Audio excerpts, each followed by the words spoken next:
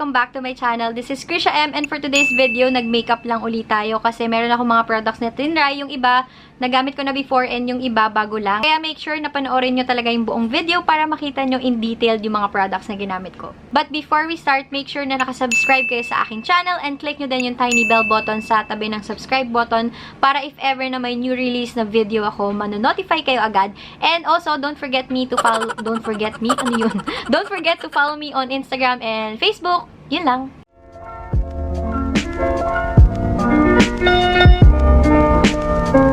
Okay mga beshi, mag-start na tayo. Umpisahan muna natin sa cushion. Alam nyo naman, ito yung pinaka-favorite na cushion ko of all time kasi yellow undertone, perfect sa Pinay skin tone. Meron din to mga skincare benefits, hindi katulad ng foundation. Kasi besh, pag nagsuot ka ng foundation ngayon sa init ng panahon sa Pilipinas, lusaw at for sure ang sagwa niyan tignan sa mukha. Pero ito, habang tumatagal, mas nagiging mas natural siya. Meron na din tong SPF 50 PA+++ na perfect din sa weather natin sa Philippines. Ayun nga, summer na. So, iwas muna talaga ako sa foundation and more on cushion ako. May na din nag-PPM sa akin na bumili sa Kare shop ko na sobrang nagustuhan nila to at hindi sila nagsisi na bumili. And ano pa bang masasabi ko? Yun lang naman. Tapos meron tong tatlong shades na available pero itong natural is yung yellow undertone. Meron kasi yung fair and light. So kapag maputi kayo, dun kayo sa mga shades na yun. Pero kung katulad ko na Pinay nga, ayan siya. Papakita ko lang sa inyo. Yan, yellow undertone siya as you can see. If ever nabibili kayo ng ganito guys, meron na siyang kasamang refill. Meron na din siyang kasamang puff dun sa refill. So ayan, pang matagalan na din naman to para sa akin. Madalas din guys na out of stock yung natural na shade sa Kare. So if ever na gusto nyo nang bumili, available na po to sa Kare shop ko. And ang alam ko din, naka-sale pa siya. Plus, ang alam ko, 60 pesos or 100 lang yung shipping fee. Basta dito sa Philippines. Tapos, if ever nabibili din kayo sa Kares guys, magkakaroon kayo ng free mirror. Yung itsura ng mirror na matatanggap nyo is ganito. Basta, ang kailangan nyo lang gawin, download nyo yung, for first time buyers to ha, download nyo lang yung Kare sa Android and meron din alam ko mga pang iPhone user. I'll just be using this brush from, pwede naman itong puff, pero gusto ko kasing itry itong brush from, Glad King. Hindi ko na nga ito hinugasan good luck. Pwede. Maganda yung brush. 150 pesos lang yata to. Hindi siya streaky tignan. One layer lang to ng cushion. Gusto ko kasi yung natural lang. Pero may coverage na siya, guys. Medium siya ngayon, pero pwede nyo siya i-build up, I think, to full coverage. Next naman is itong Just Blend Glam Skin Manila X Debbie Santos. Isa siyang YouTuber if hindi nyo pa alam. And ililive ko na lang yung kanyang channel sa description box. So, ayan, nag-collab sila ni Glam Skin. Sobrang ganda nitong powder na to. Actually, nung unang tingin ko dito sa picture ha, expected ko na maganda talaga siya. Pero yung dumating na siya sa akin at nagamit ko na siya, doon ko talaga napatunayan na ito na yung gagamitin ko for everyday. Kasi, di ba alam nyo naman, super favorite ko yung Althea powder. Yung Althea powder nga, sa Korea pa siya. So, if ever na gusto nyo ng mas magandang powder, na available dito sa Philippines, madaling bilhin. Tapos, meron siyang Shopee account. Ililive ko na lang sa description box para makabili kayo if ever na gusto nyo.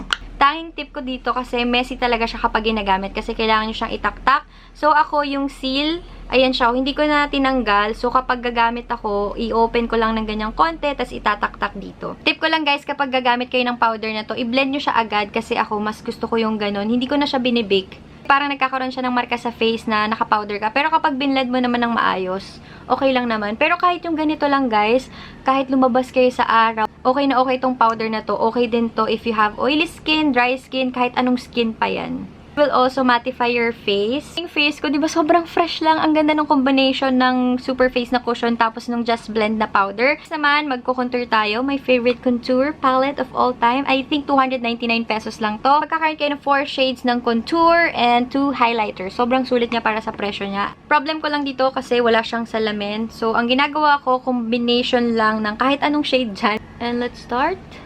Super pigmented niya and you just have to blend it. Ang kapal.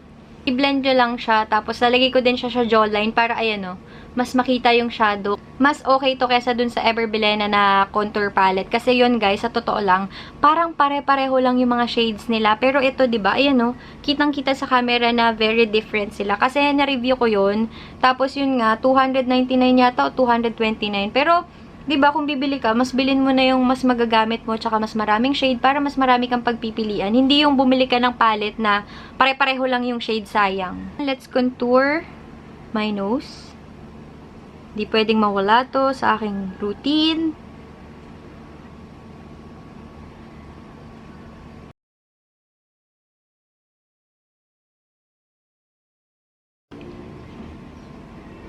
Oh my gosh. Mag-ingat kayo dito, beshi. Pero iba-brush off pa naman natin yan. So, ngayon pa lang, masasabi ko na it's very pigmented. So, ayan, dahan-dahan lang po. Pero in fairness, maganda siya. Kahit hindi nyo na siya gamitan ng brush, ang ganda! Alam nyo, hindi ako fan ng ganitong product. Pero I think ito, magagamit ko siya. As in. Katry ako before ng ganito. Parang hindi ko siya kayang kontrolin. Pero ito mga besh, I like this. Sobrang nagustuhan ko to, guys. Kaso wala silang dito description. Sana magkaroon sila if waterproof ba siya or water resistant para magkaroon ng idea yung iba. Pero I really like this one, guys. Super recommended ko. Ilalagay ko na lang yung information ni Precious Skincare Cosmetics sa description box kasi, guys. Ito din yung pinagkakatiwalaan ko na brand when it comes to makeup and skincare. Sobrang ganda ng mga product nila. Next naman, syempre, gagamitin ko ang aking pinakamagandang lip and cheek tint. Nakapag-powder na ako mga beshi, pero hindi to namumuo, basta i-blend mo lang din agad. Huwag mo siya patagalin ng mga 1 to 5 minutes, diba? So, gagamitin ko lang siya for this video, pero mag-release ako sa April 1 ng panibago para makita nyo talaga yung mga swatches niya. So, ito yung aking lip and cheek tint. Ito na siya, mga beshi. Sobrang cute nito, as in. Kasi ako gumawa ng packaging niya. Pinaplano ko pa lang to. Sabi ko, gusto ko ako magde-design ng lahat. Pero yung formula, hindi sa akin, syempre. Tapos, naisip ko, gusto ko yung fun, colorful, yung magre-represent ng aking personality. Saka, ang gusto ko, guys, yung tipong pag nakita mo, matutuwa ka agad. Yung parang ngingiti ka kasi sobrang cute niya. Tapos, ako din, syempre, gumawa ng teaser, ng video editing sa mga design sa Instagram. Kasi meron akong Instagram shop na dedicated for this product. Pero, syempre, mali nyo sa future, mag-a-add pa tayo ng mga ibang products. Abangan nyo yan. Pero as of now, ito muna mga lip and cheek tint. Sobrang nakakatuwa talaga. And ang favorite shade ko dito, actually lahat syempre favorite ko. Pero ang gagamitin ko for this video is itong Coffee Lover. Alam nyo, ang hirap mag-swatch ng lip tint kasi sobrang kakapit to sa lips. As in, long-lasting talaga siya. This one is Coffee Lover. Ayan. Konting ingat lang din mga beshi. Ayan, nag-blend siya agad, diba? Konting ingat lang din kasi nga, ang tawag dito, super pigmented niya. Diba, kahit may powder na, hindi siya namuo. Kasi ayun yung ayoko sa lip and cheek tint, yung namumuo. Parang ang pangit niya tignan. Hindi, pangit talaga siya tignan. O, diba? Pangit kasi tignan, diba guys, pag namumuo. So, ito, kahit may powder ka na, okay pa din siya. Kaso naparami yung ditong side. So, keep that in mind na it's very, very pigmented. Kaya handa akong sabihin sa inyo na hindi ako mapapaya sa product na to. And hindi lang to yung pangkaraniwang lip and cheek tint na makikita nyo. There's something special about this product na kakaiba talaga kapag nagamit nyo na, kapag na-test out nyo na. So, malalaman nyo na lang yan, syempre, kapag bumili kayo. Syempre, ito din yung gagamitin ko sa aking lips. Depende sa inyo kung natural or kung gusto nyo yung full lips talaga, pwede siya.